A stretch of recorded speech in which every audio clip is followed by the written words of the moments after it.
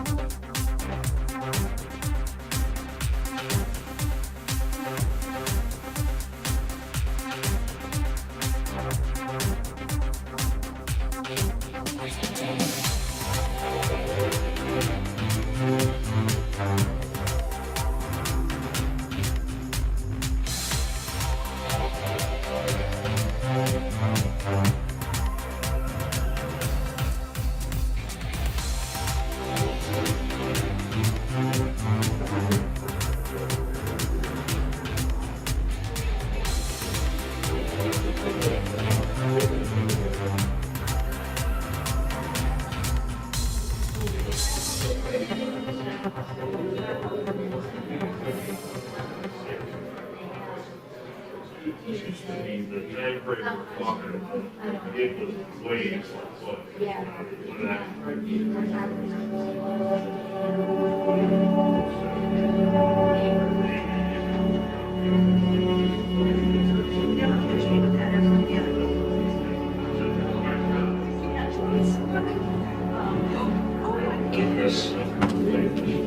This is, I think, it's actually this piece. I'm really excited about this. What's this? I actually just trashed my work. I had whatever, just died. Oh, this is mixed. This one is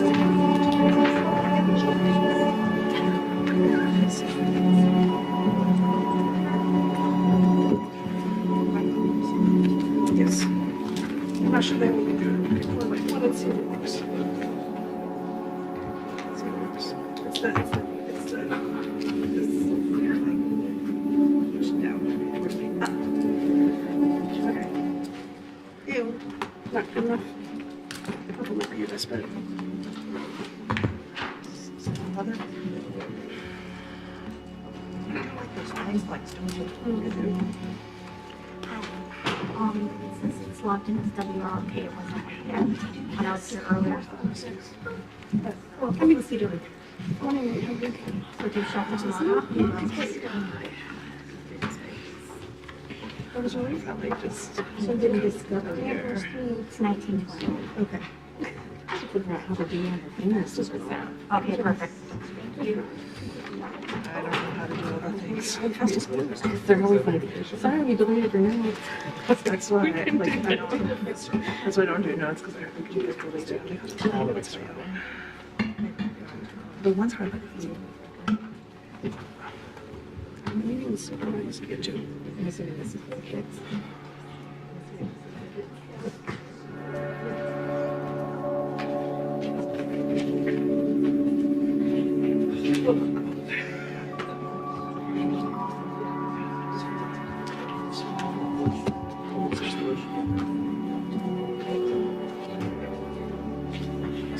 Yeah. All right, we got a full house. Gotcha. That counts as one of yours. Thank you for your patience, everyone. We've been back there since 4:30. We had a number of issues in closed session that we had to go over, so thank you for your patience. Very grateful for it. So it's my privilege to call to order the Monday, June 10th Royal Oak City Commission meeting to order. We're going to begin with an invocation given by Commissioner Colo, followed by the Pledge of Allegiance. If you can stand, please do so.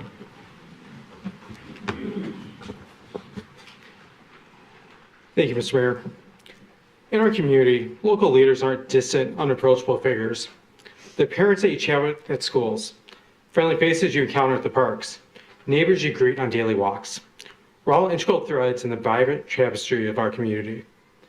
We, the individuals gathered around this table, have taken an oath to serve this community. We won't always see eye to eye, and that's perfectly fine. We'll engage in passionate disagreement about the best way to improve our community, but in the end, what matters most is our shared dedication to this extraordinary place we call home. So as we continue to work together to shape the future of our beloved community, let's remember that it's in our community dialogues.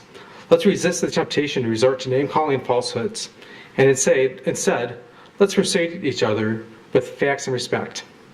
And so, as I conclude this invocation, let's hold fast to the spirit of collaboration and mutual respect. Let our decisions be guided by wisdom that comes from the diverse perspectives and compassion that binds us together. Amen. I pledge allegiance to the flag of the United States of America and to the republic for which it stands, one nation, under God, indivisible, with liberty and justice for all.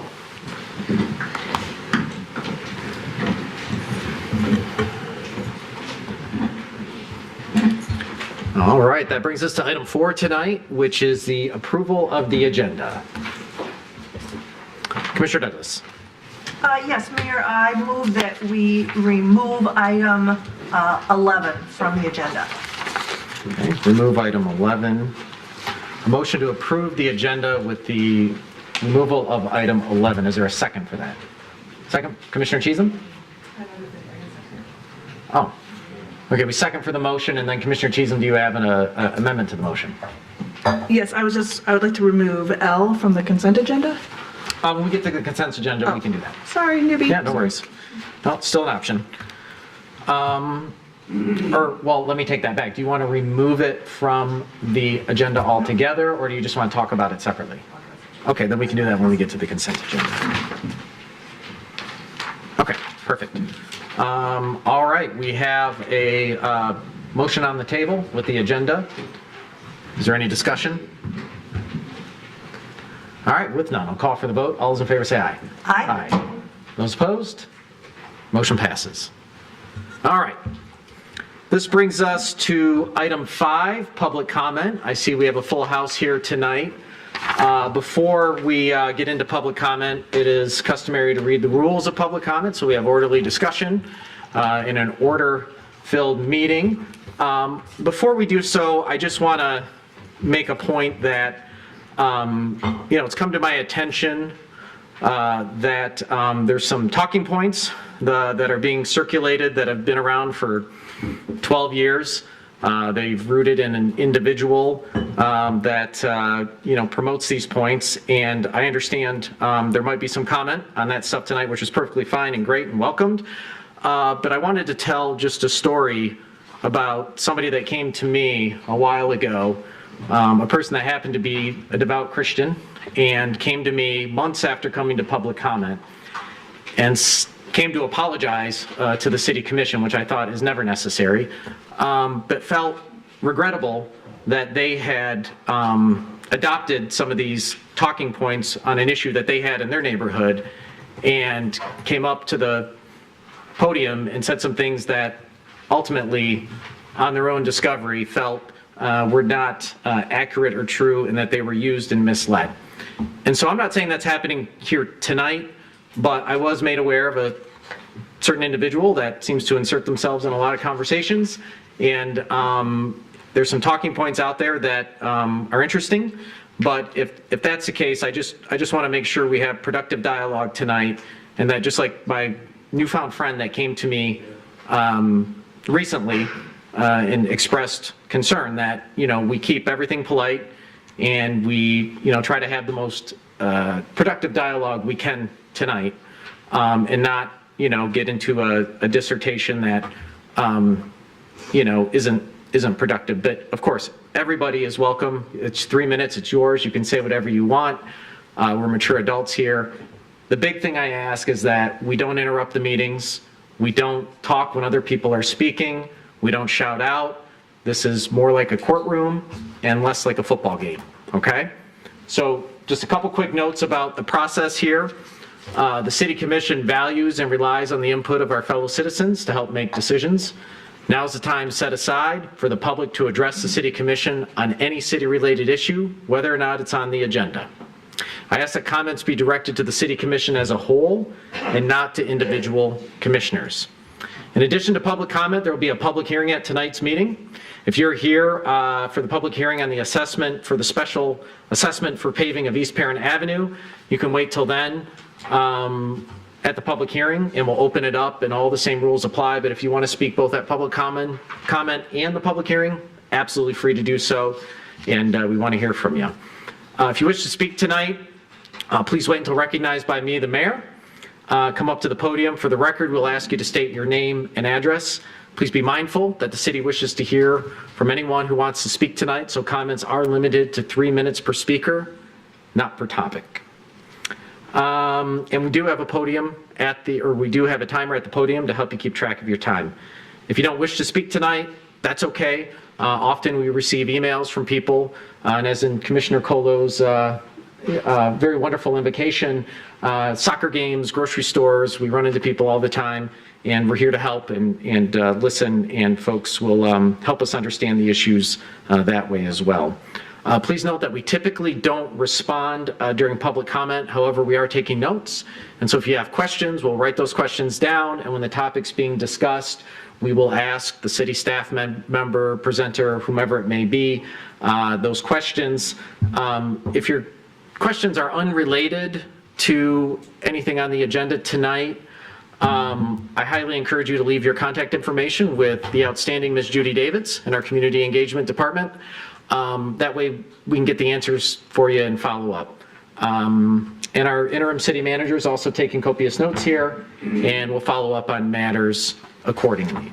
So with that, who's first tonight? I saw this hand go up first, sir, in the gray t-shirt. He's the quickest straw. Thank you. My name is Rich Hetrick. I live at 1002 Genesee. I purchased the house 53 years ago. I'm 5 houses down from the bank property. And I just want to go a little different direction tonight. I want to thank publicly Mayor Paula Millen and the Clawson City Council for standing up for the residents of Clawson, stopping the big dollar builders that we're looking at on their project on Main Street, which they shut down a couple of weeks ago. They stood up against the developers because they have the same problems with them that we have with them. They were told Main Street, luxury apartments, various amenities, high quality materials. Sound familiar? Same architect, okay? Bike racks, EV charging stations. Sound familiar? The builder stated that it qualified for all the PUD requirements. Sound familiar? The council member quoted, "Public benefits are another aspect that does not satisfy this council." Sound familiar? This project on the bank has 0 amenities for the neighborhood. The builder also said that It was just like the projects in Detroit and Ferndale. And Mayor Millen, to her credit, stated Clausen is not Detroit and Ferndale. They have their own identity and they wanted to keep it that way. What a fresh idea. They had problems with traffic, density, parking. Sound familiar? Another council member stated, "Gentlemen, I looked at your plan, I like the layout. My concern is, it's just too big." Sound familiar? And then it was stated by another councilman, "Put a pin in this discussion for a later date." And it was over. In closing, you guys have one more chance tonight to do the right thing for the residents of the city, say no to the big money, and put a pin in it. Thank you. Thank you. Go with Mr. McGee.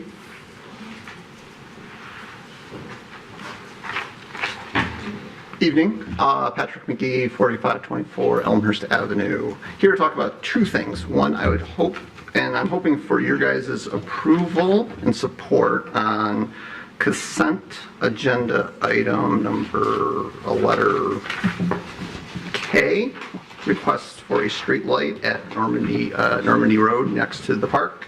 It took a long time to get it on the agenda and get it approved, getting the signatures and trying to track down owners of rental properties, but it was done. And thank you, Holly, for that. Item number 2 that I want to talk to is traffic committee recommendation, stop sign at the Tommy Car Wash. So I think it's item 8 in your packet. So the reason I brought it to the traffic committee and requested it was the alley near Tommy's Car Wash on Woodward is being used as like an exit for the car wash for people to go across east on Normandy.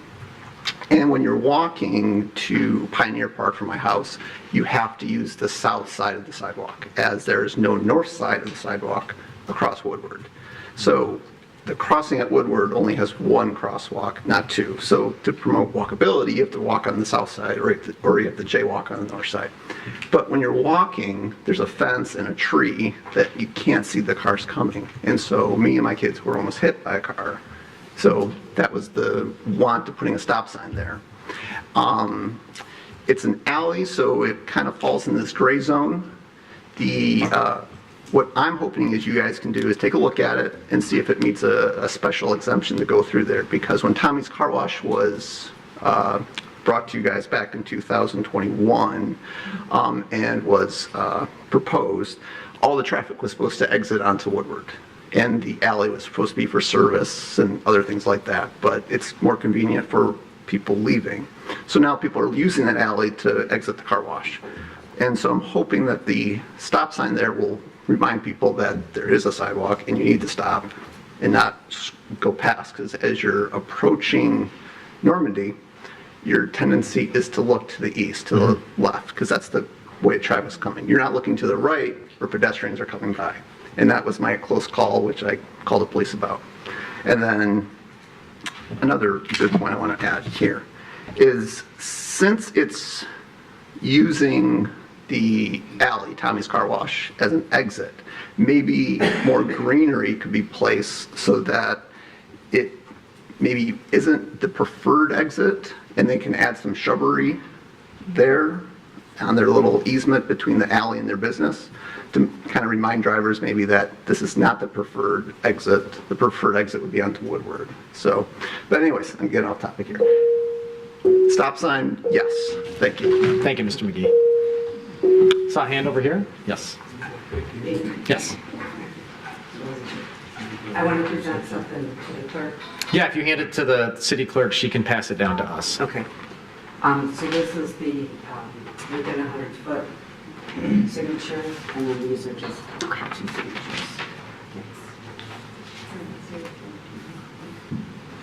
Oh, one of those, he must have been tall. One of those petitions is the property right behind the bank, the very first property on Genesee, right behind the bank, and then the other two are just people. They're in Clausen, but they're pretty near and they're pretty concerned about the project. So, hello, I live on 14 Mile.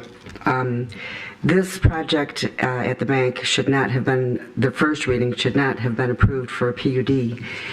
Because 770-98C says the applicant for a PUD must demonstrate all of the following criteria as a condition to being entitled to PUD treatment. Recognizable and material benefit to the ultimate users of the project and to the community, where sufficient benefit would otherwise be unfeasible or unlikely to be achieved without application of the PUD. Well, it is not a benefit to the community because I live in a quad level. I'm one of the taller ones, and this will dwarf me.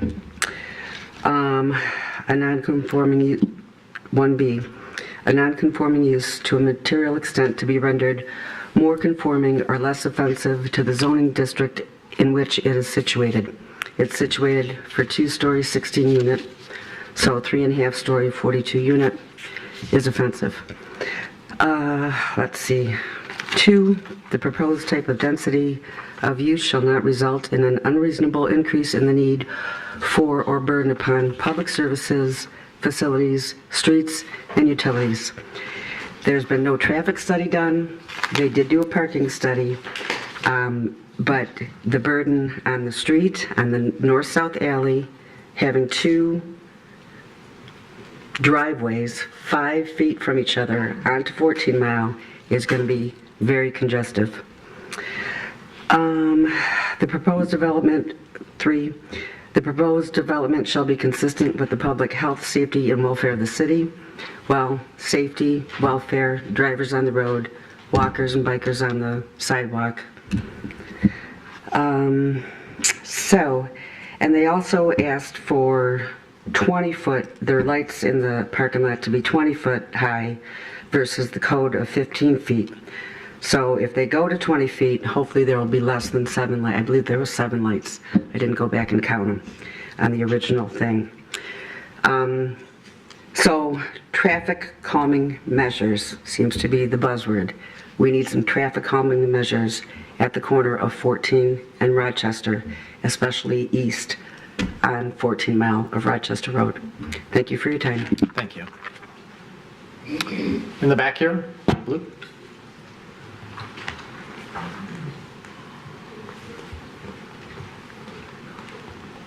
Hi, my name is Katie Wook. I live at 1623 North Pleasant Street.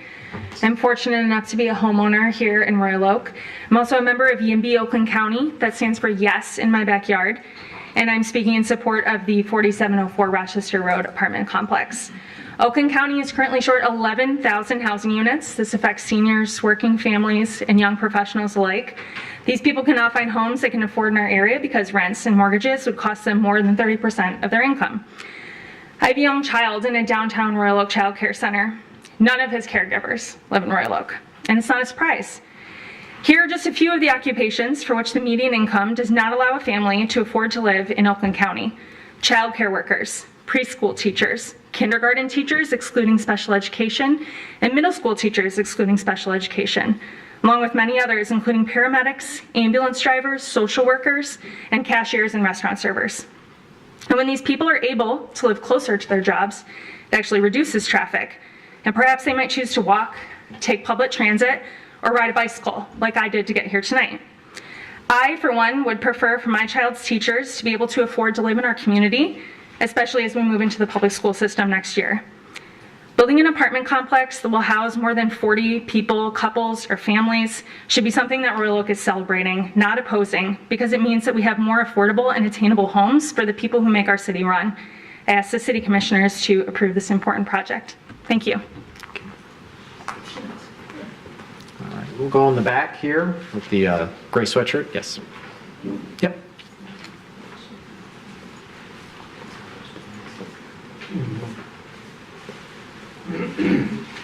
Good evening. Jane Kosis, 3909 North Blair. I grew up in Royal Oak at 12 and Woodward, and I'm here on a different subject, although I support these fine people. I want to talk about the bees and the pollinators. I was really, really happy to see and realize that Royal Oak is a Bee City, USA.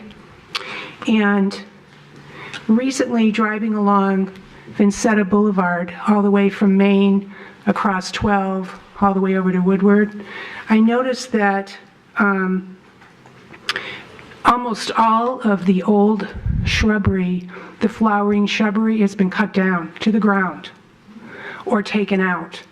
And I noticed there aren't any new flowering shrubbery planted on Vincetta. So I would really like to suggest that although Normandy Oaks is wonderful and the butterfly garden at the library is fantastic, we need a more diverse, larger area to support the bees and the pollinators, and Vincetta Boulevard is a perfect opportunity. There's no ballparks to interrupt it. There's a few people. There's people that cross it with their dogs, and that's about it. But, you know, if you read some of the literature on the bees and the pollinators' needs, they need blooms all year, early in the season and late in the season. They need a place to house their nests and so on. Vincetta Boulevard runs all the way from Main Street all the way to Woodward. It meanders. It's a nice big area. You could plant some more heirloom shrubs there like viburnum and lilac. I grew up a block from Vincetta. I used to ride my bike there when I was a little kid, and it used to have all kinds of beautiful blooming shrubbery there. There isn't any. I don't know what the city's plan is, and that's one of my questions to you. What is your plan for Vincetta? Because you've chopped down all the old ones. They're on the ground. I went by tonight and I counted at least 22 that were chopped down. So I hope that you will take a look at Vincetta and plant some heirloom, pollinator-friendly plantings along there to support what the city is now, a bee city. The other thing about Vincetta is I was happy to see that you designated the cement bridges as historic, because they are. I certainly remember them as a child, but I'm dismayed to see that they're crumbling, they're falling apart. What is your plan to sustain them? Do you have somebody on your staff, or do you have an advocate that can redo some of the ones that are crumbling, been hit by cars, whatever? I'd really, really love it if the commission would take a look at doing those things along Vincetta. Thank you. Thank you. Yes, ma'am. No. And if you want to leave your contact information with Ms. Davids, we just went over this a couple meetings ago. She can get you links to answer most of those questions. Good evening. I'm Trish Oliver. I've been a Royal Oak resident for 38 years. I want to comment tonight on the special interest money that everyone on the City Commission has taken, and most especially comment on the money that Planning and City Commissioner Shar Douglas and Planning Commissioner and Mayor Mike Fournier took before voting on the 4704 Rochester project, because both of them attempt to direct attention away from the real reason they voted for a project that is so horrible. Shar Douglas stated that you all at this table don't initiate projects. People apply to you for permission to do developments around the city, and it's your obligation to hear those applications and to hear the public comment that arrives with it. Nothing could be further from the truth. Shar Douglas and Fournier invite these types of horrible projects every time they take money from developers and their attorneys and architects. This has happened many times in the past, and it's become apparent that if money is not taken, that a project may not get approved. Recently, a very similar project on 4th Street at the old Alexander Nursing Home was presented for approval. Just like the Rochester Road project, that project lacked sufficient parking, failed to provide traffic studies, and would contain an excessive number of very small apartments that are similar to motel rooms in size. These two projects had very similar characteristics, but the 4th Street project was denied. Everyone should wonder why it was denied. The only obvious difference between the two projects was the lack of political contributions from the 4th Street developer and members of his professional team. The only obvious conclusion is that when the mayor and Shar Douglas take money, projects get approved. This is especially concerning because they're on both the planning and the city commission. The mayor gave a very distinct explanation for their decision-making process at the last city commission meeting. He said, "We're from the government and we can do whatever we want." Unfortunately, that's not the answer that 300 people who signed a petition opposing this project at 4704 Rochester Road wanted to hear. They were anxious to hear an analysis of the facts and the law by the city commission before voting to approve a project. That never happened. Instead, the concerns of the neighborhood residents were ignored once again, and Shar Douglas and Fournier paid back their obligations to those who gave them the money. Tonight is your third and last chance to correct the situation and be honest with the hundreds of residents who will be negatively impacted by this project. Thank you. Thank you. All right, who's next? All right. Guy in green shirt. Come on up. Football sweep. I have a handout also for everyone. I can pass around. It's the law of the city of Royal Oak. Charles Simchina, former city attorney and city commissioner. The city commission's pay-to-play incentive program invites horrible projects because the commission seems to always reward those who pay and then approve those projects. But they deny other projects who do not pay, like the one on 4th Street at the abandoned Alexander Nursing Home. This unethical and immoral practice is growing like a cancer in our city and spreading so fast that even the two new commissioners, Herzog and Chisholm, took money before they were even sworn into office. They voted for approval of the Rochester Road project without mentioning the existence of 300 neighbors who signed a petition objecting to this project and allowed the testimony of 30 witnesses to be purged from the official record of the public hearing by Fournier and Douglas. The Royal Oak politicians need to be reminded that the 300 petition signers and the 30 witnesses who testified about the criteria not being met, we need to be reminded that they are real people. They are called residents. In order to please their political contributors, this commission treats residents as if they do not exist. This commission needs to render an apology to all of these people. But the law requires the applicant, not the residents, to provide the required facts and evidence. This applicant miserably failed, so the City Commission and the Planning Commission never made the required findings of fact for each of the criteria because no facts exist in the record presented by the applicant. The opinion of an attorney who hosts a fundraiser where Fournier took lots of money is not evidence. It does not satisfy any of the requirements for approval.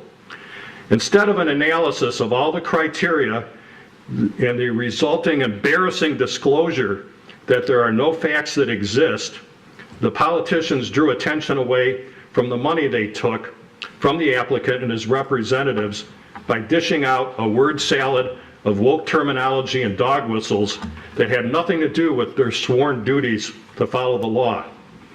Tonight, this commission is being challenged by me and everyone in the room to obey the law, meticulously go through the legal requirements that I handed out. These are your own ordinances, your own laws. When doing this, you must acknowledge the 300 residents who signed the petition and the testimony of 30 witnesses from the hearing. If you follow the law and your sworn duties, you will not be able to make findings and meet the criteria. Then you must deny the project. Failure to deny will prove that corruption rules in the city of Royal Oak. Voting to approve confirms that Fournier was not joking and spoke for all of you when he said, "We are from the government and can do whatever we want." I know you can read, you have the law, it says it right there. You need to line up the facts with the law. You can't do it because it doesn't happen in this case. All right, who's next? Yes, ma'am, you're in the mic. Well, I've got a show and tell sign. All right. But you know all this already. This is just kind of a, you know, connecting your dots, okay? Just make sure it doesn't block you and the microphone so we can hear you, okay? Thank you. Put it in front so it'll be in the camera. Put it where? Here? Okay. All right, so, okay, this is like the iceberg model of Royal Oak, okay? And I think that many of us from this neighborhood are just connecting the dots.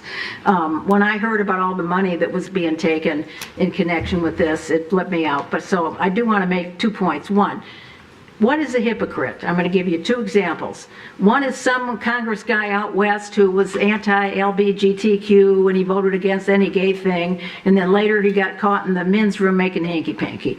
Now that's a hypocrite, eh? So now what about a green city? What about a city commission who is proud to be endorsed by the Sierra Club, who says they really care about the earth? Who drools with delight over every solar panel or bike rack that someone puts up, but lets a developer cut down every single tree on the lot. There is a huge old cottonwood tree over there where they want to put this building up by the bank, okay?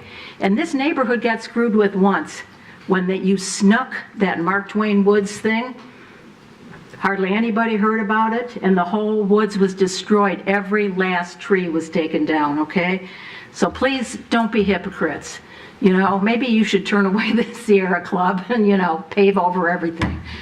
Okay, so the next thing is, who are you listening to? The taxpayers? The residents? You know, we've been here a long time. We give money. We pay taxes. We don't give it to you directly or you. We don't give it to any of you. We pay for this wonderful city, for the parks, the library, the police, the fire. There's so many good things going on in this city. Okay, or is this really a pay-to-play thing? My grandma had a saying. She said tit for tat. I never knew what tit was or tat was, but, you know, I quid pro quo was another one. That's been around a while. It's probably Latin, you know, this for that. So is this what's going on here? Is this pay-to-play? Really? Can't we do better than this? Can't we be sincere and honest and really want to save the trees, really be a green city? Okay, so who are you going to listen to? All the residents? And I think if there's some fine residents who want development in their neighborhood, why don't you come beg this council to put a 42-unit Great Big Sardines in a can unit at the corner of their street? Yes. Ask for it, okay? We don't want it. All right, who's next? In the back, in the plaid.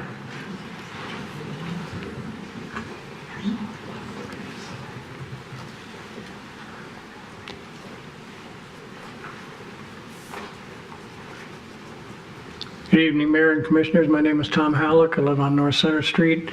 I spent 4 years as a city commissioner. I spent 13 years on the Planning Commission. An approval of the 4704 Rochester project is an abomination. You have completely failed to do your due diligence and your due duty, which has already been described to you, is that you must address the criteria. You have completely failed to do so. All you've talked about is fuzzy stuff. Gee, we like this. That's nice. Oh, that's cute. That looks good. That's not the criteria. There are legal criteria. Why do you refuse to abuse them? Why do you abuse them constantly with all these projects that come in and never address the criteria? Well, I think we have a good handle on it. It's how much money is flowing to you from the people whose projects you are approving. 95% of the mayor's funding comes from special interests.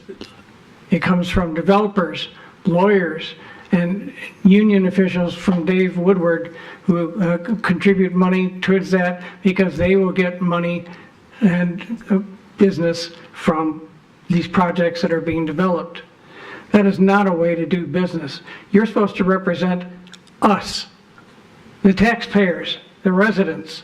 You are not supposed to be representing big-time developers who are paying you all kinds of money. And how is it that every time you approve something, you get another fundraiser and you get more money, and then you approve more things that don't meet any of our criteria, that once again you don't bother to explain what the criteria were and how it meets it?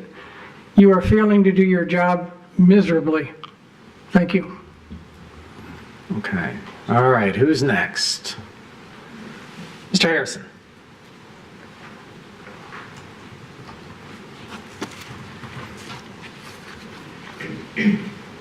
Thank you, Mayor. Bill Harrison, 2729 Trafford, Royal Oak. Given that you've taken item 11 off discussion today, I'll abridge my comments just to make sure that as you consider this, you consider some of the structural aspects of this. The 50-year-old parking structure is allegedly at the end of its useful life. What does that say about the high-rise condo buildings in downtown that are built on parking structures? The parking structure site is a viable alternative for the proposed alternative to the proposed 6th and main surface lot for the proposed community center YMCA. I presented to you the comparison of the sites. They're identical in terms of size, and the 6th and main surface lot is vital for the sustainability of the businesses on the south end of downtown. Regarding the Crooks Road apartment building, I have a friend of mine that just purchased one of the buildings adjacent to the bank site, and I'm concerned about the impact of the cut-through to the public parking lot that will potentially damage the adjacent small businesses.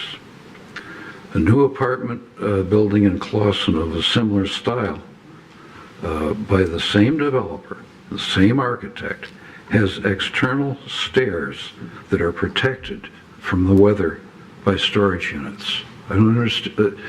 The design is lousy. Who wants to walk up and down stairs that are exposed to snow and ice? I don't know why they couldn't use the same design on the bank building property. Also, they're talking about these 600 square foot dwellings. I understand that this is going to be an all-electric building. And that's not the best choice for affordable housing. There's an existing apartment building on Crooks Road that years ago was built as an all-electric building. And the electric company gave them a break on the electric cost. I don't know whether they still get it or not, but it's not the thing to do. And as previously mentioned, the Clawson Commission has delayed a decision on the new apartment building by a different developer, different architect. But one thing to note is, last point, one thing to note is the proposed 3-story building has an interior stairwell and elevators. Thank you. Thank you, Mr. Harrison. Yes, Mr. Profotsky.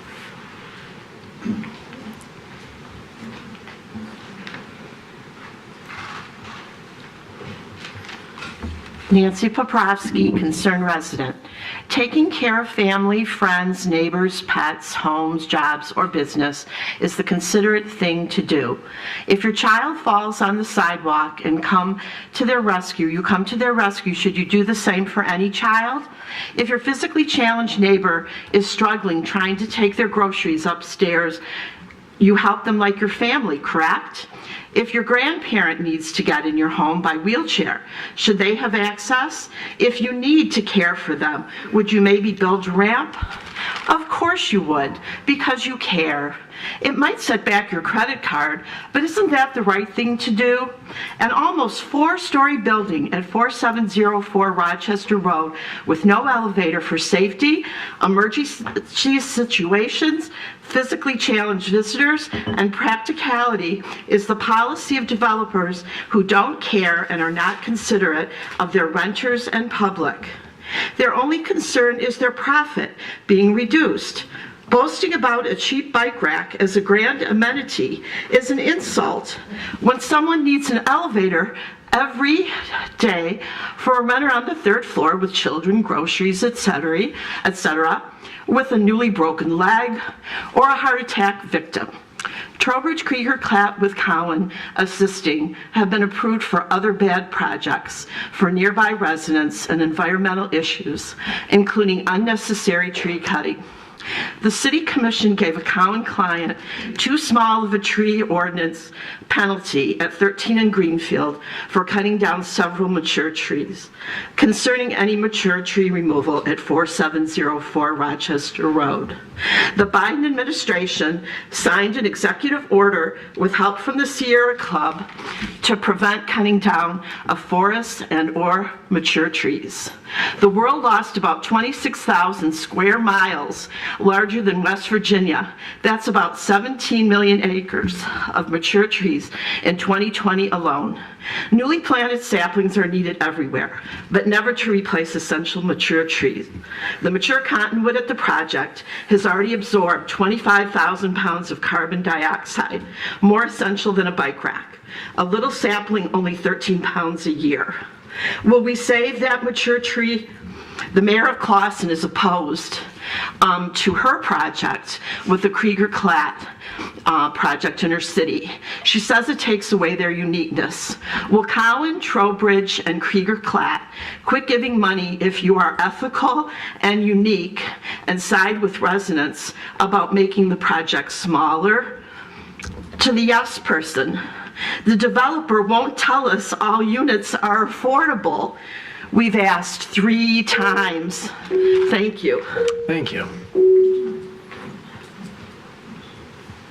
Yes, sir. Yep. Bob Stuglin. I live at 4404 Rochester Road, 2 blocks south of the Rochester Road proposed apartment building. I've come to the Planning Commission meeting. I came to the last council meeting. I asked everyone on both panels, give your first-hand experience of visiting that site. I've never heard anyone say, I was there, I walked around, I looked at it, I counted the trees, I'm fine with it or not fine with it. And I would appreciate if that was done today. It wasn't done at the Planning Commission, it wasn't done at the last council meeting. Now, I was one of the people that took around the petitions. We got 300 signatures. On Genesee, 14 Mile Road, Rochester Road, Donald, Ottawa, Bowman. Everyone that we showed this to, that talked to, and Whitcomb, were appalled by it.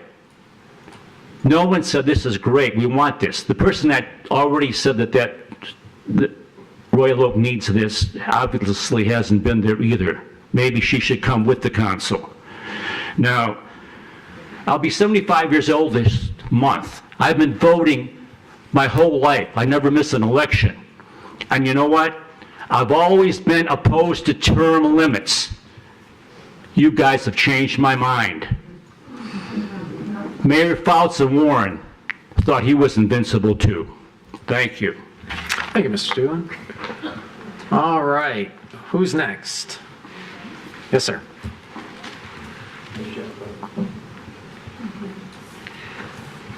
I do have a package of written comments.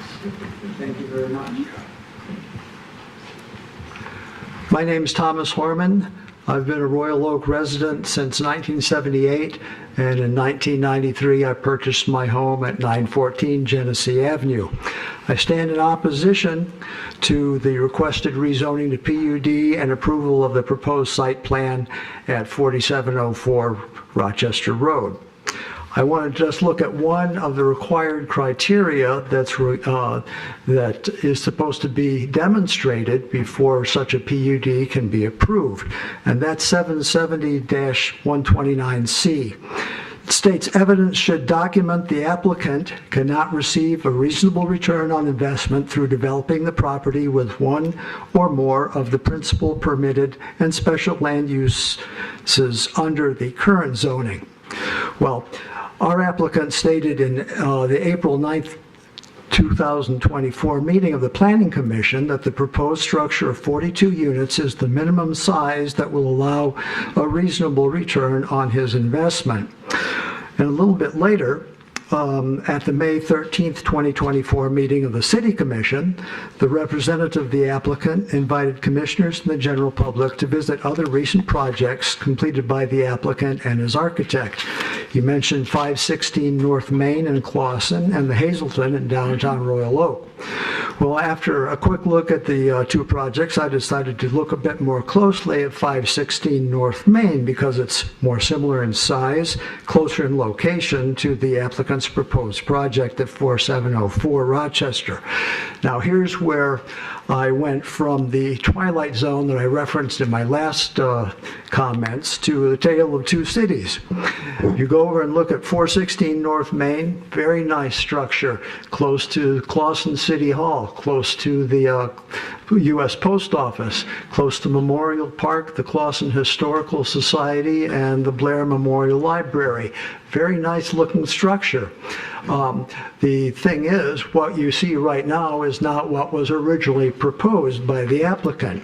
The original proposal was for a 3-story structure with a single floor of rental offices and 24 residential units on the second and third floors, 12 studio apartments and 12 one-bedroom apartments. Well, upon hearing this, the neighborhood raised 300 signatures and at least went over to the city of Clawson, presented their concerns, and over the next several months, several alternative site plans were produced by the applicant and presented to the stakeholders. So by September 2021, the Clawson City Council approved the rezoning to a PUD to allow the construction of the current 2.5-story unit. It's instructive. The city of Clawson was responsive to the concerns of its residents. The applicant was willing and able to develop a smaller project that did still Thank you, sir. have a reasonable return on investment. Can't we do the same? Thank you. All right, who's next? Is a hand on the aisle here that I see? Yes, in the red.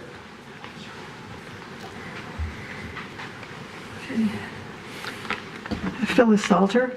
I'll try not to repeat what other people have here, but I agree with them all along. Due to variances, we now have groups of homes in areas such as Arden, Harrison, Center Street, Potter, to mention other areas scattered around, cloned homes, which affects our values and privacy. You have permitted this despite residents' pleas. We now have throughout the city minimal sun, more traffic, more noise late at night from bars, lights shining into your windows at night, inadequate parking, and more tree removals, and more to come. Have you noticed how the number of cars parked in the curbs in the neighborhoods are increasing, where driveways and passing drivers have blocked views? Will this increase even more with multi-use structures that might be going up? So I won't go along with, I won't talk about the PL, everybody sign everything, all the people that live in this area that you're looking at. I mean, this PUD you wanted to make will be the second major abuse of this neighborhood. Our research indicates decreased population that already reached its, this is quoted, already reached its peak and is showing a trend of decline. Recently, the census states a loss of 759 from 2020 to 2023. Do we really need all this extra stuff? Other research indicated a large amount of vacant units. Tons of available apartments were found online today. Took me about 10 minutes. There was so much available in apartments. Most were offering for free months and different benefits to come to their apartments. So again, do we need this? Again, you say you are democratic, but they are only words. Why are some treated differently than others? I still ask why most important topics are covered at the end of the meeting, like tonight, and that we are not allowed to speak after you. You probably say it's too late, but if decisions considering your residents, your meetings would probably be a lot shorter. I'm not taking any bets on your decisions tonight regarding certain permits, as you are consistent. Why is this? The recent lockstep results are difficult to explain. I assume this is not, okay. I'm sure you have other meetings, and we should record them. And you call that transparency. Thank you. Thank you. All right, who's next? Yes, in the back.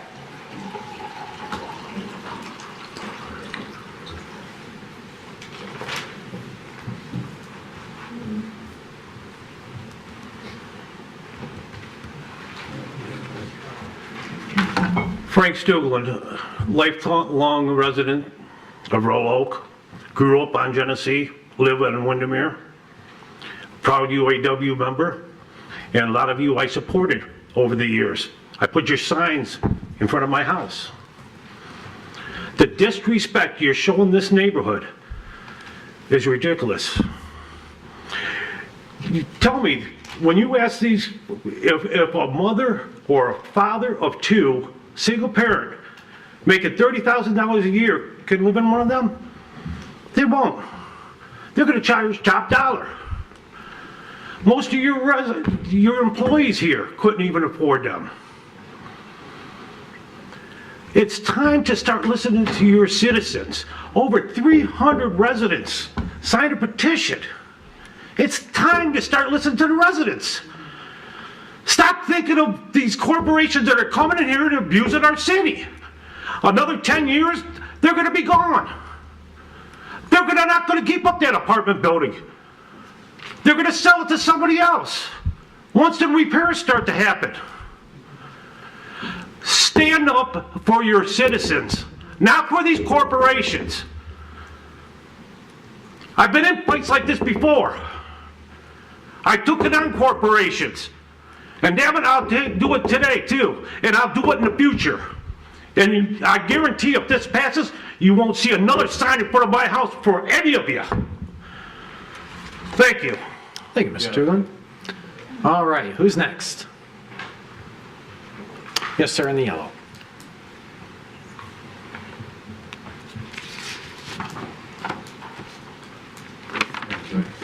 My name is Brian Herman, and my wife and I live on 1402 Genesee Drive.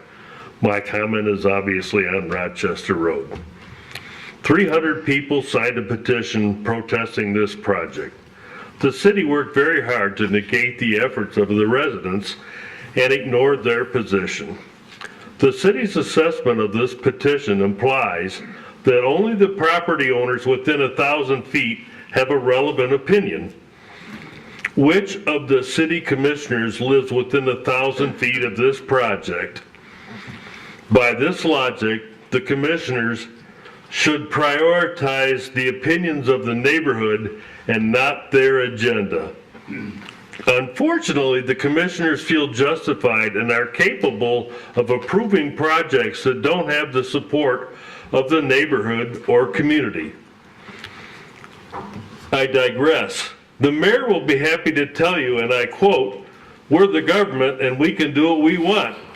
I'm sure if you ask him, he'll say that this was taken out of context or some other excuse, but actually, this is what we repeatedly see in action. We are told that this is like a court hearing, but I don't see a judge, nor do I see the ability for rebuttal. In reality, what we get is ignored, dismissed, told that we don't know what's good for our neighborhood. We get to listen to all the things we don't know and couldn't possibly understand with a healthy dose of condescension. If the neighbors react to this, we get gabbled down and threatened. I guess this is like a court hearing.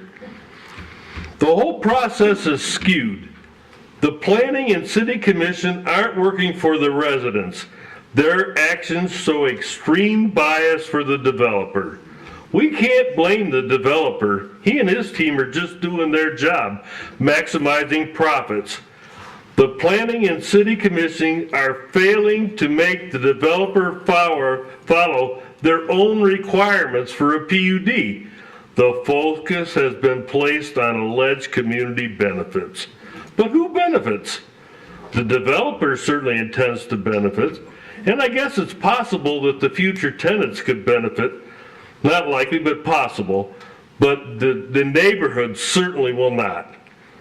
This is a citywide problem, not just in our neighborhood. We created this problem, and we need to be much more diligent in our efforts to repair it. Thank you. Thank you. All right, who's next? Okay, I see a hand gentleman in the hat.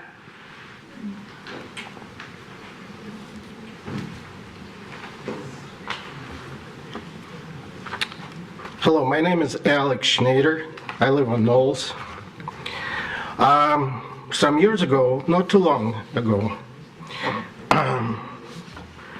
members of the previous city commission took political contributions from Rizzo and Company. As a result of that, the neighbors in my neighborhood ended up with a truck route on a no truck street. So when Rizzo got convicted of a felony, the commissioners that took the contributions from them never refunded the money to Rizzo. Correct? One of those people was our current mayor. So I would suggest to the city commission tonight to refund the money to the developer and listen to what the neighborhood wants you to do. All right, who's next? Going once, going twice. Yes, sir. Mr. Talander. Good evening, Mayor, Commissioners, Interim City Manager, City Attorney, and our City Clerk. My name is Brett Talander. I'm the CEO for Metro Detroit Youth Clubs, and I'm here for two reasons. One is I just wanted to compliment our City of Royal Oak Police Department and our chief. We had an issue here on Sunday, and the response from the police team, and in particular our chief, was outstanding. And it just something I just wanted to take the time to recognize. It's why we live in this community, why we grow in this community, why we work in this community. And also, I just wanted to stand in support of what's on your consent agenda for item M. And I was thinking about this. In 1982, I walked into what was then the Boys Club. And even then, it was an old, tired building with a tired name. A much more enlightened era emerged with the Boys and Girls Club, and now I serve as the executive director for Metro Detroit Youth Clubs, the successor organization of what started in 1958. It's hard for me to believe that it's nearly 40-some years ago, more than 40 years ago, that I walked into that club when I was 15 years old. Jack Salter was the director. Don Reed was my boss who hired me. He only hired me because he had the same birthday, October 10th. And it was just 6 months after I started working with Jack and Don that I had to put my mom in the state mental health hospital, because we had those then, at Elizabeth Lake Road and Telegraph Road. That club saved my life. And this morning when I was at the club, I saw seniors come in. This idea of the Jack and Patty Salter Community Center was one that was born with a lot of people in this room who made it happen. And there have been lives changed, seniors that have a place to go, kids who can grow up, who can have a safe place to go and to create a future for themselves. So I stand in strong support of item M. The future is exciting because of the leadership and your vision that continues on what started in a little log cabin in 1958 and continues to change lives no matter what's going on in the world. hope is at that corner, and I'm grateful for all of you. Thank you. And thank you for everything you do, Mr. Talander. It's an absolutely amazing, outstanding job, and I can attest firsthand because my kids attend the MDYC, and we get a firsthand experience about what you're doing, and you're carrying on a very big legacy, and you're doing it with excellence, and we just want to thank you for that. Thank you. Thank you.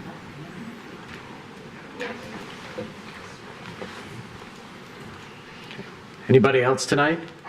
Yes, me. Okay, then you. Rudy Stuglin, 1319 Genesee. Could my streetwalkers stand up? Streetwalkers. This is what they did. We walked the neighborhood like you guys should do, right? From 14 to Whitcomb, from Rochester to Campbell, all the houses.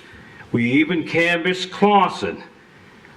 3 people said yes, everybody else said no.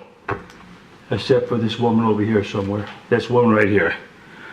So that's over 300 to 4. When are you guys gonna listen?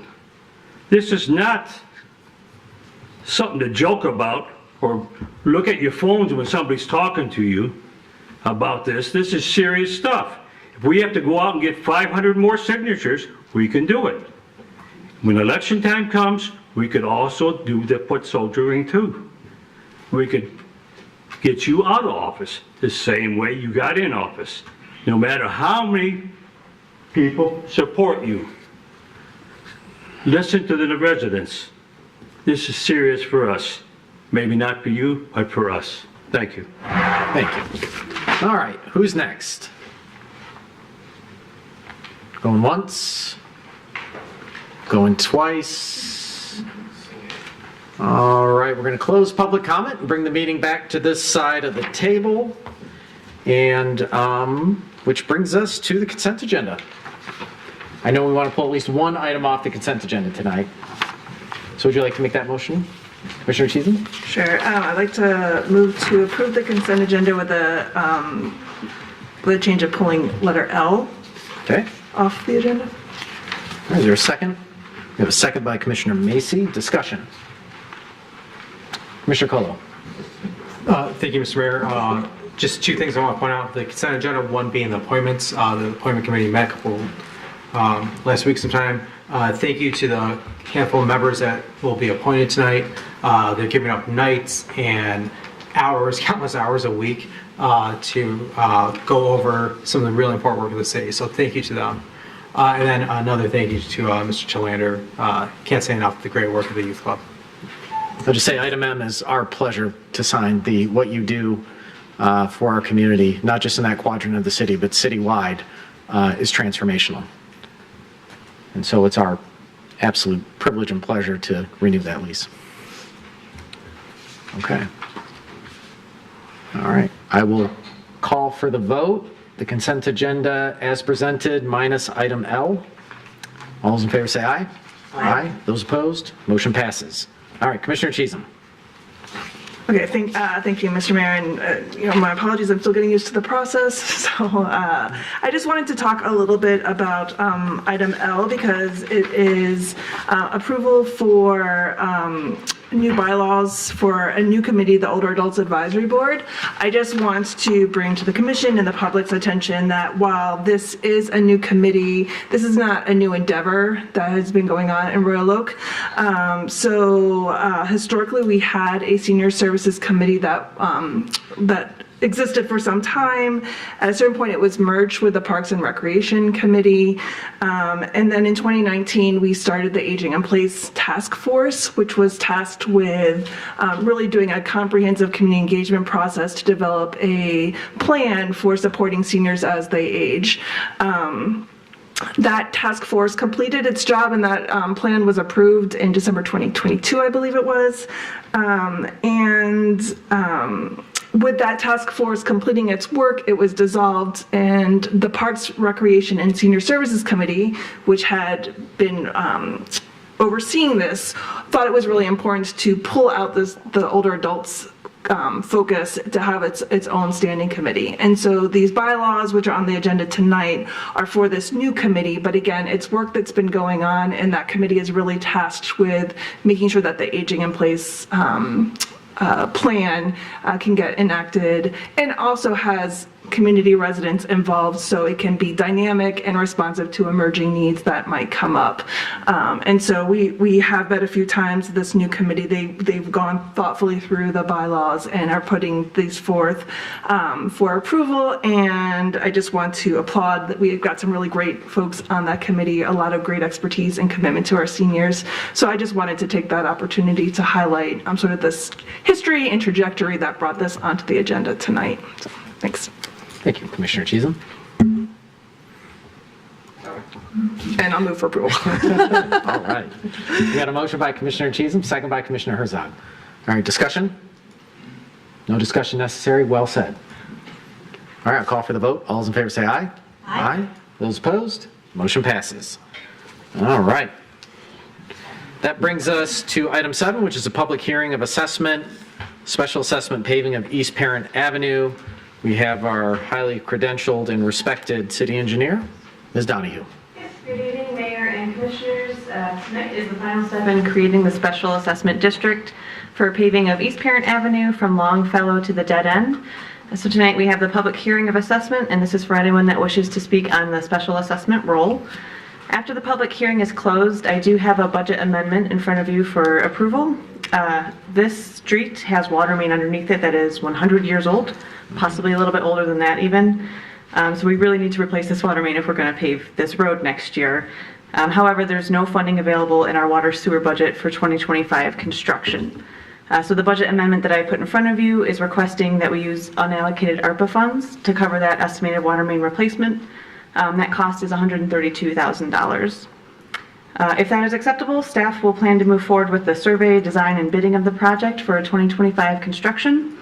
And as long as bids come back, which would probably be about January, February, as long as they're within 5% of the estimates that we presented to the residents, we'll go ahead and move forward with construction. If the as-bid costs exceed 5% above what we told residents it would cost, we would then hold another public hearing of assessment, just so everyone's on the same page with that. So that's all I have for you tonight on this. Questions for Ms. Donahue? I mean, thank you for coordinating. That is important to not tear up the street twice. All right. No questions, and I will open up the public hearing. If you're here to speak about this subject, all the same rules apply as they did with public comment. Okay, anybody? All righty, I'm going to close the public hearing. All right, bring it back to this side of the table. Anyone wish to make a motion? Commissioner Macy? We have a motion by Commissioner Macy. Is there a second? Second by Commissioner Colo. Discussion? All right, with none, I'll call for the vote. All those in favor say aye. Aye. Those opposed? Motion passes. All right. All right, this brings us to the May 2024 Traffic Committee resolutions. Ms. Donahue. It's me again. Hello. So tonight I'm here to present our recommendations from the May 28th Traffic Committee meeting, and I have 5 proposed resolutions for you tonight. The first recommendation is regarding the intersection of Woodlawn and Glendale.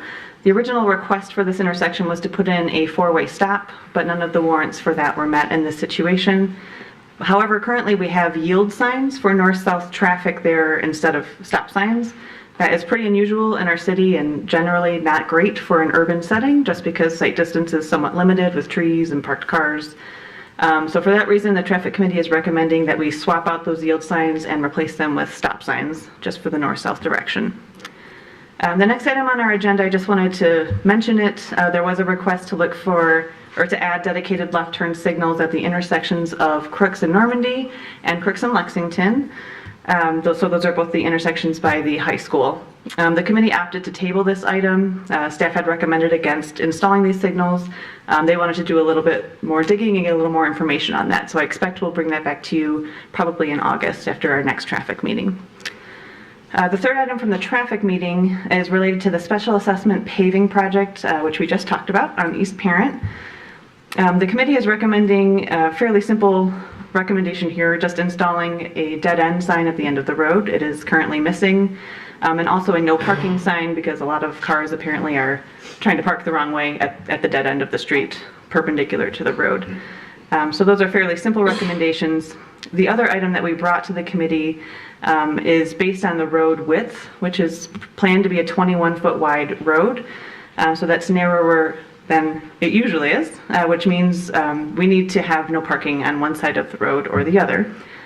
So we brought this to the traffic committee to kind of get a decision on what we should do with the parking situation there. After city staff met with our department heads, and between that time and the traffic committee meeting, we had a resident come and petition us to add more parking for Lawson Park, some sort of off-street parking option there. So that kind of gets outside the realm of a special assessment project and kind of outside the realm of the traffic committee. So what ended up happening was this was taken to the Parks and Rec Advisory Board last Thursday. The traffic committee is basically not making a recommendation on this. They really wanted to hear what the Parks and Rec Board had to say. Sorry, this is kind of a long-winded story. So this proposal, and I'll drag it over here so you can take a look, just kind of in theory, what would you be looking at here? So this is Parent Avenue here, north is up, here's Longfellow, the bottom of the drawing is Lawson Park. And so the 21-foot wide road is shown here in gray with a couple driveways, and the proposed parking addition is shown on the south side of the road there. So there would be 10 parking spots, 2 of them handicap accessible, and then the other 8 would just be standard parking spots. We'd have to reroute the sidewalk and make a few changes to the design, but it's feasible to build it. So we brought this to the Parks and Rec Advisory Board last Thursday. I discussed that with Director Filipski just to see how the meeting went. He noted that the board was not necessarily opposed to an option like this. Noted that they were a little bit frustrated because this had been brought up before the park was redone and the neighborhood was really against it at the time. But now parking is such an issue around that park that it's kind of coming back to us now. So they're not necessarily opposed to the proposal. They did want to make sure that if this does move forward, that there was some community outreach, that we're hearing from the whole neighborhood on this. And also to make sure that there was a funding source available to do this work, because currently there's really nothing set up for this. To add this parking area is about $65,000. My understanding is that the Parks and Rec funds are currently all obligated for projects in the next few years. And same thing with our road dollars for the road millage. If we put money towards this, something else has to get cut. So like I said, I don't have a recommendation from the traffic committee on this item. I don't believe the Parks and Rec Board is bringing a recommendation to you on this item either. So I suppose staff is looking perhaps from direction from the commission. If you would like us to move forward with this, maybe present something at a future meeting, that could be something to consider for an additional resolution this evening. I'll bring that back if you want it later. Our next request was to install a stop sign within the public alley that's east of Woodward. This is where it intersects Normandy Road, right near Tommy's Car Wash. The petitioner here was concerned that vehicles in the alley could not see pedestrians on the sidewalk, and so putting a stop sign would be helpful to force drivers to basically stop and pay a little more attention. Stop signs are generally not installed in public alleys, and we don't really want to begin that practice and set a precedent here. I did reach out to code enforcement after our traffic meeting because there is a fence that runs along the east side of that alley there that does have a little bit of a sight distance issue. Code enforcement took a look and they actually issued a violation there because the fence is too tall within a certain distance of the sidewalk. So they are addressing part of the sight distance issue there, so hopefully that will help.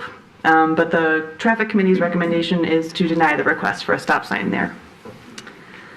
Next, we had discussed the committee's bylaws. This was a request by the manager's office, and so staff had drafted some edits to our bylaws just based on a template that's being used to standardize the bylaws across city boards and committees. The edits were reviewed by Ms. Barkman in the manager's office and then presented to the committee, and we are recommending those for approval. The committee is also recommending that we stop the practice of appointing an alternate member to the traffic committee. We really don't feel that there's a strong need for that, and it was never in our bylaws to begin with. And so we are just recommending in moving forward that we're only appointing members to fill the 7 voting positions on the committee. And then finally, this one's a little weird too. Due to some scheduling conflicts, we wanted to move our July meeting to be on July 30th. It's normally supposed to be July 23rd. And so the committee wanted to formalize that through a resolution, so it was all on the up and up. However, we found out last week that the clerk's office actually needs the chambers that evening for election training. And so while I had already submitted this report for approval, I am now asking you to deny the last recommendation there. We checked with our committee. We will have a quorum if we hold this on the original date of July 23rd. So sorry for the confusion on that one, but hopefully you understand. And that's all. Any questions for Ms. Donahue? No question. I do have a question. So on the, oh, did you raise? Sorry, I didn't see it. It's No one wants to go first. all that navy blue down there. I can't really see the hands. Just you two. The stop sign on in the alley off Normandy Road. I understand. So code enforcement came out, and there's an opportunity where that we think that situation can be bettered by the fence being and some of the site distance or the site being more visible to the road. If we deny the installing of the stop sign, remind me, is there a moratorium where the petitioner can't come back for like a year or something like that? 1 year, yes. Okay. Is it unreasonable to look at this and say, hey, we kind of waive that moratorium and say, hey, within, 6 months, if this is, not working, that we can revisit putting a sign there? Because my question is even though code enforcement can go out there, it doesn't mean that you're going to get compliance. It doesn't mean that it's not a grandfathered fence. I don't know all those things, and it's no guarantee that it will help. And I think this is a little, while I agree we don't want to be in the business of in every alley, but where there is traffic in alleys, especially where you have commercial businesses on, Normandy and Woodward and stuff like that, you're supposed to stop, at those alleys. And then, of course, are you going to stop and then creep forward because you have to see past something, especially off Woodward where you have angled roads and the tendency is to look left? Maybe there is a reason for an exception just based on where it's located, on Woodward with the angles. I just don't want to, if it doesn't work with the code enforcement measures, do we have to wait another year? You know what I mean? True. We certainly could make a motion that says something to that regard. Maybe we just say we do this, but we'll deny, but waive the 1 year application if, but put a moratorium on it at least for 6 months or something to see if it works. I don't know. It's just a thought I had because I empathize. I understand those types of intersections because a lot of businesses actually exit off the back on Woodward, and it is hard because they're adjacent to other properties. I think it's unique. Commissioner Colo? Thank you, Mr. Mayor. So actually, I went through and I looked at the alley, and I saw stop signs behind Olga's, Redcoat, and Ford. So they do exist in some locations on it. I'd just be as willing to say yes to this one. The cost is not astronomical. It may let it be known that hey, this is a exception. I mean, it is on Normandy Road. I think the person who brought this did make some good, compelling arguments about walkability and where the crosswalks are. So I definitely hear what you're saying. I think this one is such a small item that just saying moving forward the stop sign here is not going to majorly change any of our practices within the city. And Commissioner Colo, don't let it go to your head and don't expect it often, but I change my mind, you're probably right. Okay. Well, that's it. I'm done for the night. Commissioner Herzog.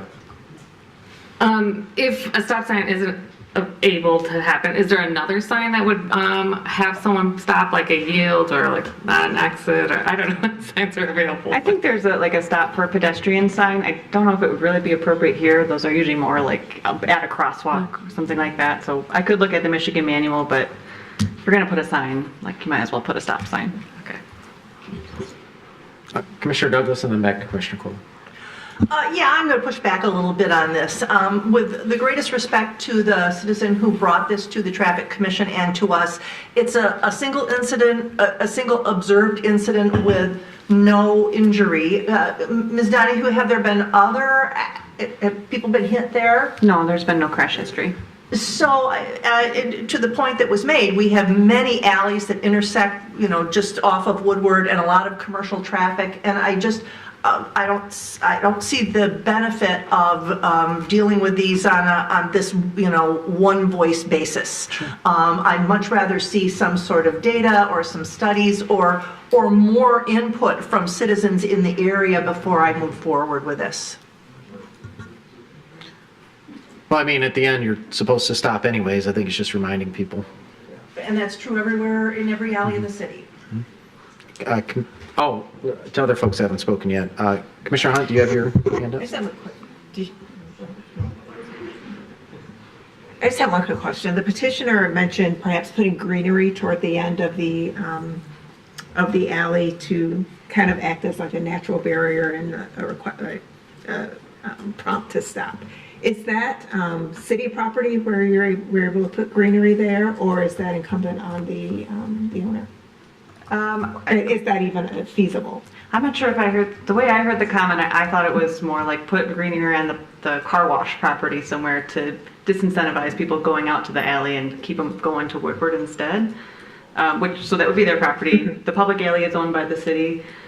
I don't think we want to be in the business of putting any greenery in alleys. They're already not very greatly maintained. No offense to DPS, there's so many of them that if we had to start taking care of plantings or grass and cutting that'd just be like another thing to maintain.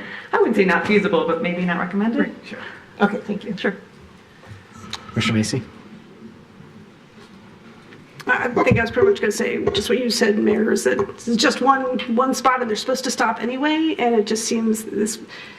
I don't know that I was going to make this point if it wasn't already been brought up at this table, but I felt the same way upon reading it. Like, might as well put a stop sign there. I'd like to clarify, he didn't ask for whatever he said, greenery. He asked for a shrubbery. We actually had 2 people come up here and ask for a shrubbery tonight, which I hope any Monty Python fans out there will appreciate.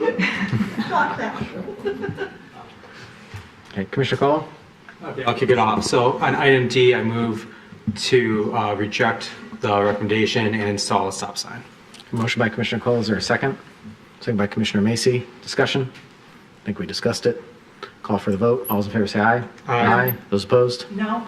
Okay, motion passes. All right. Want to keep going, Commissioner Cole? Do you want to deny the request from our city engineer? Make sure we get that one right? Is that the Glendale one or the Normandy one? Normandy. Okay. Sure, I move that we deny item F.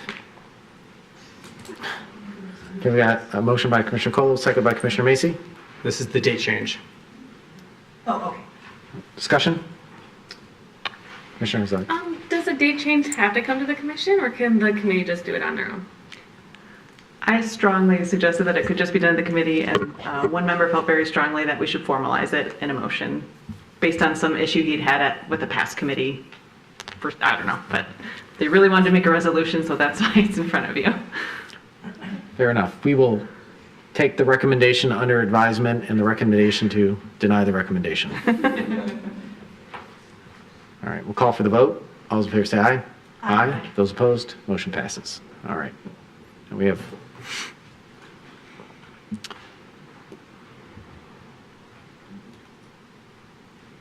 anybody else? Let's scroll to them. You can, if you didn't have any objections, you could do a resolution to approve the remaining resolutions. So actually, I have a couple questions. Okay. So before we approve all the remaining resolutions, I just want to point out in the bylaws, I was reading over them and there was a section about the election of officers seeming to take place at the resignation of the vice chair. So I think that might be a typo in there somewhere. Automatically, if the chair leaves the committee, the vice chair becomes the new chair. That's kind of written in the bylaws below that section. So really the only person we need to elect is the vice chair, who then ultimately would move up later on. And that's kind of how we've always done it. So that's how we continue to write them. But don't elections take place every year for the chair and vice chair? We don't, unless somebody wishes to step down from that position or if they leave the committee. Oh.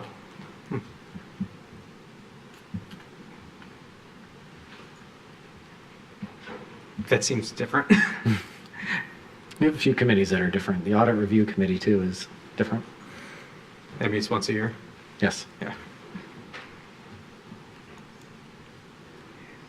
Anybody want to make motions? Anybody want to ask questions? Commissioner Macy. I'll make a motion on B. I think that's the parent one, the parking. Motion to approve. So, and am I looking at the wrong, I'm looking at the That's 6C. 6C then. So I just wanted to say from the Parks and Rec, we just had this discussion, it's like last week, I think. And I think, so we had some residents come and they presented to the board, they showed that lovely drawing and made a really good case about, like, Lawson is now a really destination park, and, it's got that big, we're actually supposed to go there for our kids' 5th grade graduation this year. It's like, it's the place to be. And there's also a ball field there, and it's not set up with a lot of great parking around the streets. And they really made a great case, and everybody on the Parks and Rec board was, pretty on board. So I think the frustration was mostly me and Director Filipski, who were the ones who were around when the park was designed, and staff recommended that there be added parking exactly where they're now suggesting it, and the residents were firmly against it. And all the residents present at the meeting said, yeah, absolutely true, we didn't want it at the time, and now having looked at it, we really think we need it here.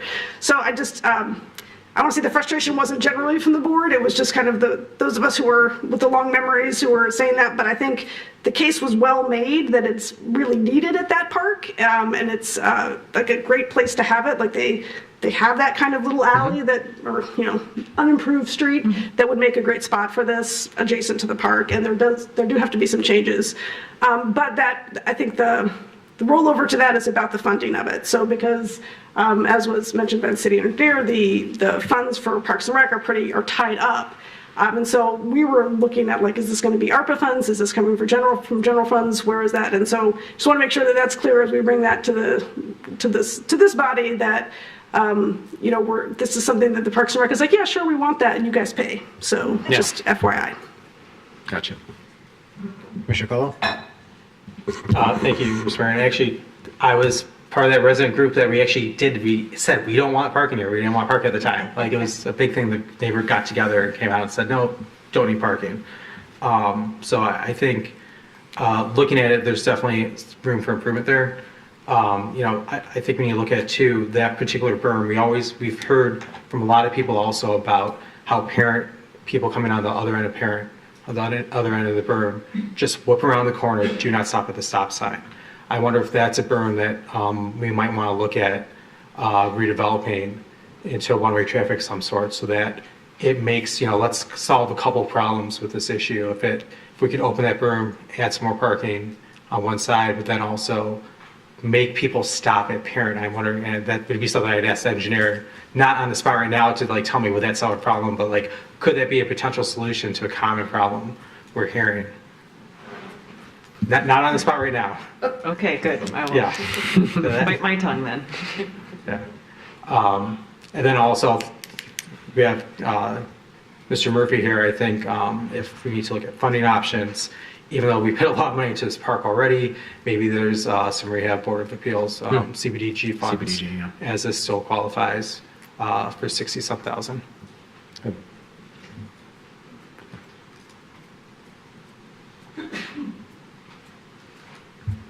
Commissioner Macy?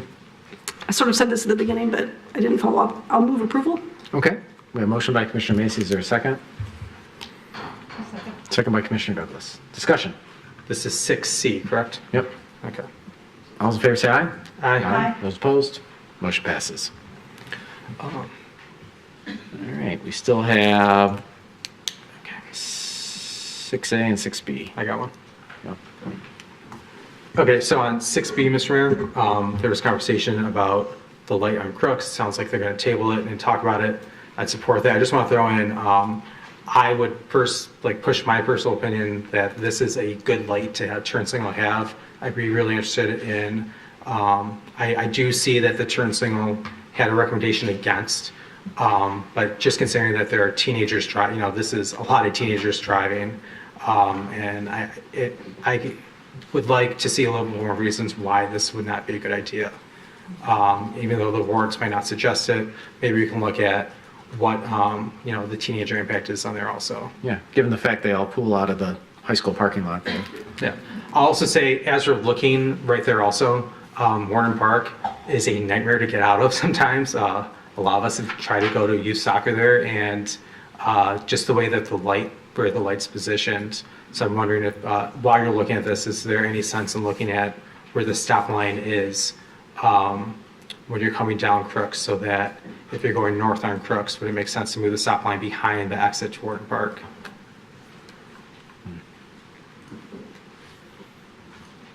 Okay, take that under advisement. It's not on the agenda. Yeah. Commissioner Macy has a lot of comments on that. Commissioner Macy? Well, I'd first like to suggest that concerned citizen Brandon Colo take his comments to traffic committee where these are appropriately considered. But I also wanted to tell concerned citizen Brandon Colo that I'm pretty sure we just changed the timing of that traffic light on Crooks to make it, I think, harder to get out of Warden Park. So anyway, that could be, when you take those concerns to traffic committee, it might be the timing of the light that changed, because it used to be when it stopped, you'd be able to get out. Or here we are. I can just stop the engineer right now. An exit on Lexington would be also really nice. Okay, I move approval of 6B. We have a motion by Commissioner Cole. Is there a second? Second by Commissioner Macy. Discussion. With none, I'll call for the vote. All those in favor say aye. Aye. Those opposed? Motion passes. Move approval of 6A. We have a motion by Commissioner Colo. Is there a second? It's a yield sign. Second. I won't make any yield to Commissioner Douglas jokes. Second by Commissioner Douglas. All right, discussion on this one. All right, with none, I'll call for the vote. All those in favor say aye. Aye. Those opposed? Motion passes. Ms. Donahue, did we hit everyone? I don't believe we voted on the bylaws. Oh, that's correct.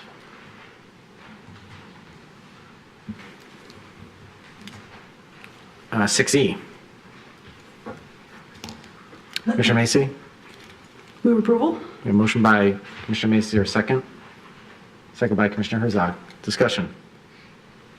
Commissioner Colo. Just so I originally thought it was a typo that we don't have annual elections. I don't think that's the best practice. So I think we might ask them to look at that and consider having an annual election or biannual election of their chair and vice chair and elected officers on boards and committees. That's, I just think, best practice and allows for coalition building among membership. It's not a terrible idea to have them reconsider that. All right, I'll call for a vote. All those in favor say aye. Aye. Those opposed? Motion passes. 5E? Can I ask a question? Yeah, sure. Sorry, thank you. I just, on the Lawson Park parking situation, am I right in interpreting the commission would like that brought back to the table as a separate item in the future to talk about the parking and funding and, no? I think we approved it straight up, but I think now that we've approved it, you're going to have to come back for a budget amendment, correct? Okay, because the resolution that I presented was simply like a couple dead-end stop sign, or dead-end signs at the end of the street.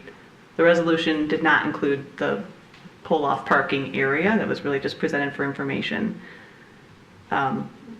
If you would like to move forward with that, that's fine, and I can come back at a future date with a budget I think you're right. The motion itself did not contain that. So I think coming back to us with a cost to put the parking lot in there is probably the appropriate next step. Yeah. Commissioner Macy? Good. Yeah, just apologies. I got confused by the conversation that I thought we were trying to make a decision about that. I wasn't sure what the next step was on it, but it sounds like this is the right one. Okay, thank you. Right.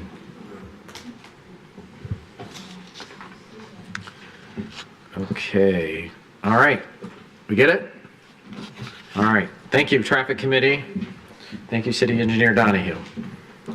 All right. That brings us to a resolution to amend Composting Ordinance Section 63313 of the Code of Ordinances. Second reading. Ms. Fox. Good evening, Mayor, Commissioners. That's exactly right. I'm here on the resolution to amend the composting ordinance as well as adopt the composting guide that supports that ordinance. It went ahead in front of Commission about a month ago, and it would have went on consent tonight except there was one of the commissioners wasn't present. So I'm here to answer any questions you might have or provide any additional details. Any questions from Ms. Fox? One of the commissioners wasn't here. Now we're missing another one. Sorry.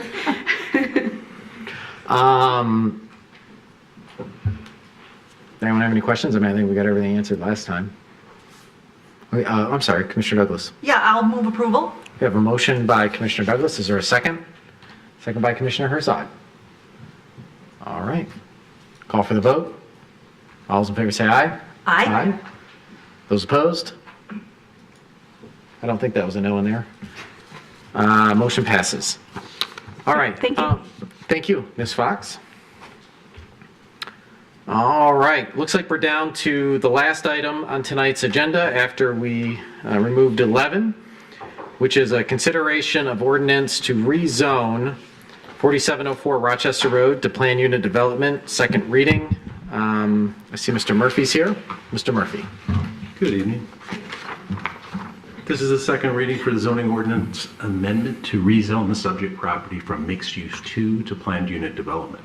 It would allow for the construction of an L-shaped building which would contain 42 units. 35 of those units are one bedroom, 7 are two bedroom. There are numerous deviations from zoning ordinance standards, including the number of parking spaces. We went back and we reviewed the Planning Commission's resolution with regard to this project, and one of their contingencies was to provide no less than 65 parking spaces. Last month, I incorrectly stated no more, but it's actually no less. And the site plan that you have in front of you provides 66. In addition to the drawings, attached is the associated development agreement, which notes all the deviations, and it references the 3 affordable units that were agreed upon at the May 13th meeting. It also addresses the temporary closure of the sidewalks. The petitioner has modified the drawings to provide 4 EV charging stations. We did receive a protest petition, which was provided to you at the May 13th meeting. Since then, our office has received 5 additional signatures. So numerous individuals have signed the protest petition, and there are 13 individual properties within 100 feet of this subject site. 6 of those property owners signed the petition. Collectively, they account for 75% of the total land area within 100 feet. So therefore, under the zoning ordinance provision, which has been referenced, and under a provision in the Michigan Zoning Enabling Act, they do meet the threshold with the signatures provided. They do meet the threshold that necessitates a 2/3 majority vote in order to approve this amendment. So that's 5 affirmative votes at the table. And that threshold, at 75%, it certainly exceeds the minimum under our ordinance and the state act, which is 20% of the total land area. So they far exceed that, and again, it requires 5 affirmative votes in order for you to adopt the resolution and amend the zoning ordinance as proposed tonight. Questions for Mr. Murphy? Discussion. I mean, guess I'll kick it off a little bit. As a favor to those that came to public comment, if you have where I said the government can do whatever it wants, please send that clip to me. I think it might have been a discussion about Corewell Health in Beaumont and how the petitioner and the neighbors didn't want the government to decide this because it would be like Solomon splitting the baby. But if you guys could email me, I'd like to see that. That would be great. Nope, we're talking up here. But if you can send it to me, I would appreciate it. Okay, any other discussion? I think we hashed this out a lot last time. I know at planning, we had a 6-1 vote. We had a lot of discussion on it. I think Commissioner Macy was absent last meeting. So Commissioner Macy, do you have any questions? I watched some meetings. I feel like I've gotten my questions answered. Thank you. Okay.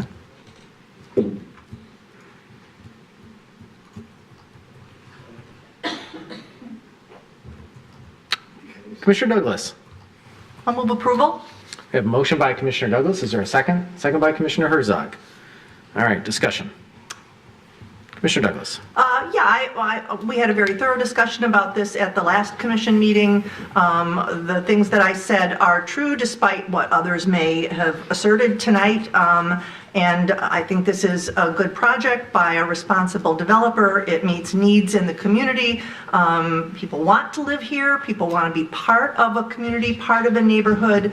And this development will meet that need according to the people who are, putting their money at risk by developing it. I think it's a good project and I support it. Anybody else? Commissioner Hahn.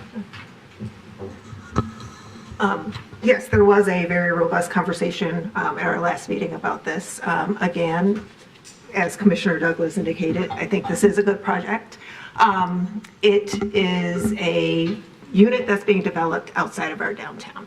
Quite often we see these developments downtown. Not everybody wants to live downtown. And it's providing the ability to move to, or for people to live in a more northern area and have housing in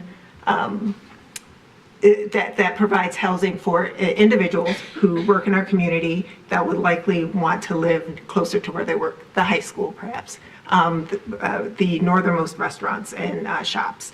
So this is a variety of housing that our community desperately needs, and again, I'm in favor of it. Okay. Anybody else? Commissioner Herzog.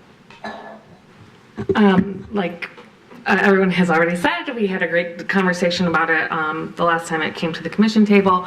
I just want to say again that I was in the neighborhood, I talked to the residents, I went to the site and looked at the site. I think that this is a good project. It hits some of the things that we are looking for, gaps in our community as far as affordability. It's close to 14 mile, and some of the environmental sustainability that we're championing here in the city. So I am in favor of this project. Anybody else? Well, I'll just say I'm very grateful for the people coming out today that wanted to enter into a discourse of fact and concerns.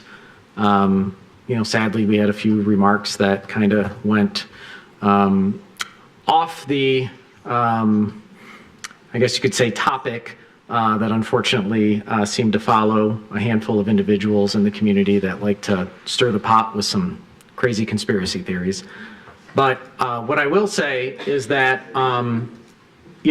sitting on planning, sitting on this commission, being here 12 years, there's a desperate need for housing in this community without a doubt.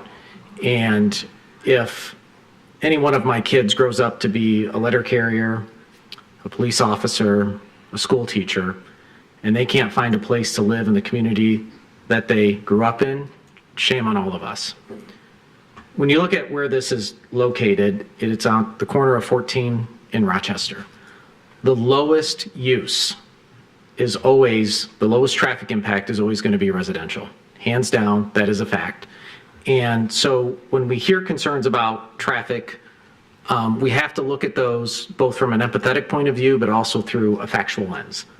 And the factual lens is that this going from a commercial zoning to a residential zoning will have a lower traffic impact on the community. It will take an abandoned property and turn it into something nice that will grow and keep growing property values in the city and in the area. I know this because we've been doing this for 12 years in the city, and we've become one of the safest places in the country to live. We've seen economic growth beyond all of our neighbors, and our home values have outpaced the market consistently over the years. This building has an affordability element to it, which means that people that work in the community, that service every day, will have the ability to find a home that they can live nearby where they work. These are people we deal with on a regular basis. The developer has a positive reputation in the region of developing nice buildings and making them work for everybody. So when you add up the concerns about traffic and some of the other concerns that I don't even want to mention, and I appreciate nobody bringing those up this time, I think when you look at them, we have to look through a factual lens just as much as we have to look through our emotional lens. And the fact is is that the city needs housing. The city needs an affordable element to that housing. And the location where this is going to have a better impact from a traffic point of view, going from commercial to residential. That's a fact. So I supported this in planning. I'm going to support it here tonight. And, we'll do our vote. All right, any other discussion? All right, with none, I'll call for the vote. All those in favor say aye. Aye. Those opposed? We've met the threshold of 5 with 7. We'll give a moment for the room to clear. Oh, actually, right, we're down to adjournment. All right. So, does anyone wish to make a motion to adjourn? A motion by Commissioner Macy. Is there a second? Second by Commissioner Chisholm. All right, any discussion on this motion? All right, with none, I'll call for the vote. All those in favor say aye. Aye. Those opposed? Motion passes. Adjourned.